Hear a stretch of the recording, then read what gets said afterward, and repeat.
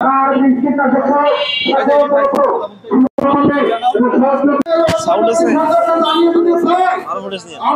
কৃষকেরা আরো একশো কর্মসূচি নিতে বাধ্য হবে।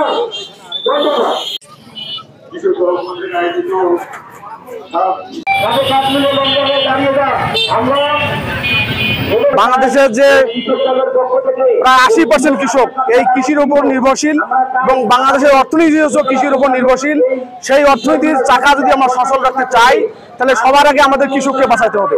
কৃষককে বাঁচাতে গেলে কৃষকের যে মেটেরিয়াল সার বীজ কীটনাশক সেটা সবার আগে স্বল্প মূল্যে সরবরাহ করতে হবে।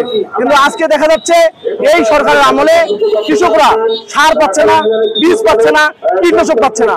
আবার সরকার যে নির্ধারিত মূল্য সার কীটনাশক বীজ বিক্রি করার জন্য যে চার্জ দিছে, যে মূল্য দিছে, সেই মূল্যে তারা পাচ্ছে না। আবার বেশি দামে দিলে অন্য কোথাও থেকে সার বীজ কীটনাশক তারা পাচ্ছে।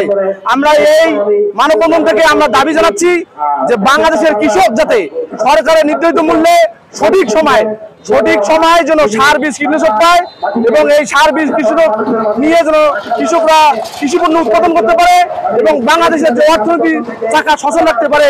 এই মানববন্ধন থেকে আমরা সেই দাবি জানাচ্ছি। মাত্র 30% টাকায় জমির মালিক হয়ে নতুন বাংলাদেশের গড়ে তোলার স্বপ্ন দেখা বাংলা বসতি। এই উত্তরাঞ্চলের মানুষ আমরা কিন্তু ভুট্টার উপরে নির্ভরশীল। আজকে আমাদের সাধারণ কৃষকরা যে ভুট্টা আবাদ করতে গিয়ে সারের যে একটা মহা সংকটে পড়ছে, সেই সংকটের কারণে আমরা কৃষকদের ন্যায্য দাবির জন্য আজকে রাজপথে মানববন্ধনের জন্য দাঁড়িয়েছি। আপনারা জানেন বিএনপি একটি মানবিক দল। আমাদের এই অঞ্চলের অভিভাবক অধ্যক্ষ আসাদুল হাবিব দুলু ভাই আমাদের অভিভাবক হিসাবে উনি আমাদেরকে এই দায়িত্বগুলো দিয়েছেন যাতে করে আমরা কৃষকের ন্যায্য দাবির জন্য আন্দোলন করে কৃষকদেরকে স্বনির্ভর করতে পারি। আপনারা জানেন যে বাংলাদেশের 68,000 গ্রাম বাঁচলে আমরা বাঁচবো, কৃষক বাঁচলে এই দেশ বাঁচবে।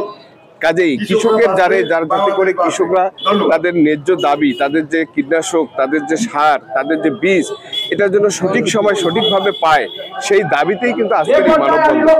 যে আমরা এই যে সাধারণ কৃষকদের দাঁড়াইছি সারের দাবি নিতে, যারা উপর লেভেলে গভর্নমেন্ট আছে এই দাবি যদি আমাদের মানি না নেয়, তো আগামী দিনে আমরা সারা বাংলাদেশের কৃষককে নিয়ে রাজপথে নামার চেষ্টা করবো ইনশাআল্লাহ।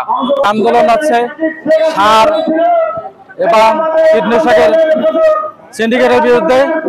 আমাদের কৃষক, আমরা সাধারণ কৃষক, সার পাচ্ছি না, বীজ পাচ্ছি না, সিন্ডিকেট হচ্ছে না। ডিলারের কাছে যদি যান ওখানে কোনো সার নাই, ওখানে কোনো সার নাই, এরাই দেখাইতেছে। আমাদের ভুঁই তৈরি হয়ে গেছে, আমরা সারের জন্য কোনো ফসল করতে পারতেছি না। এখন সারের টেনশন করবো না, আমাদের টেনশন করবো না। আমরা কৃষক ওপেন খোলা মার্কেটে সার চাইতেছি, খোলা মার্কেটে আমরা সার চাই। গত বছর যে পরিস্থিতি ভাবে আবাদ করছি আমরা কৃষক, অনেক টেনশনে আবাদ করছি, এই জন্য আমরা এবার খোলা মার্কেটে সার চাই। আপনারা জানেন আমরা বাংলাদেশ কৃষি পণ্য একটা দেশ, কৃষকরা ন্যায্য মূল্যে সার পাচ্ছে না। তারা সারের জন্য গেলে ডিলারের কাছে যখন যায় তারা বলে যে আমরা বিএস এর কাছে অনুমতি নিয়ে আসেন, সার নেন। কিন্তু কৃষকরা এরকম বারবার হয়রানির শিকার হয়, তারা ন্যায্য মূল্যে সার পাচ্ছে না। 1200-1300 টাকার সার নিচ্ছে 2000 টাকায়। এরকম প্রতিটা সার বীজ তেল এরকম জিনিসগুলা কৃষকরা হাতের নাগালে পাচ্ছে না। তারই ধারাবাহিকতায় আমরা আপামর জনগণ এবং সাধারণ মানুষকে নিয়ে আমরা এই মানববন্ধনে উপস্থিত হয়েছি, যাতে কৃষকরা তাদের ন্যায্য অধিকার এবং কৃষকরা যাতে তাদের সার বীজ তেল কীটনাশক যথাসময় পায়, তারই ধারাবাহিকতা আমরা রাজপথে দাঁড়িয়েছি। এই সিন্ডিকেট যদি ভাঙা না হয় তাহলে কৃষকরা প্রতারিত হবে, আর কৃষকরা না বাঁচলে বাংলাদেশ অচল হয়ে যাবে।